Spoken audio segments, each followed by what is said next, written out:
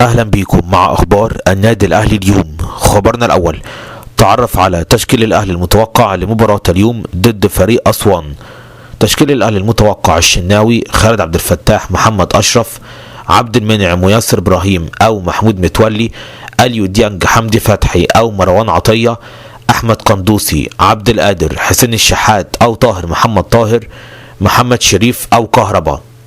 خبرنا الثاني: خالد مرتجي يفجرها، طلب مننا من الدولة سحب الشكوى ضد مرتضى منصور. قال خالد مرتجي: قدمت شكوى بالفعل ضد مرتضى بعد إهانته لوالدي عبد المحسن كامل مرتجي، ولكن تم استدعاء المحامي الخاص بي في اليوم التالي واتقال له الشكوى دي اسحبوها، الشكوى دي شيلوها. لا أجد أي تفسير لهذا الأمر.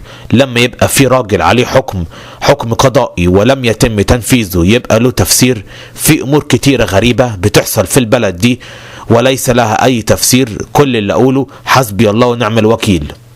خبرنا الثالث: خالد مرتجي: أتمنى المشاركة في البطولة العربية. قال مرتجي: قرار المشاركة في البطولة العربية يرجع للمدير الفني كولر، ولكن لا شك بأن أي شيء نستطيع من خلاله زيادة الموارد المالية خاصة بالعملة الصعبة سنفعله بكل تأكيد، خاصة وأننا نحتاج لكل قرش يدخل خزينة النادي من العملة الصعبة. خبرنا الرابع: إصابة محمد الضاوي كريستو في تدريبات منتخب تونس. أكد منتخب تونس على أن محمد الضاوي كريستو يشعر بآلام بسيطة، ولكن الإصابة خفيفة والأمر ليس خطير وكل شيء وارد، وهناك إمكانية للدفع باللاعب في المباريات القادمة، ولكن الجهاز الفني يفضل إراحته حتى الآن.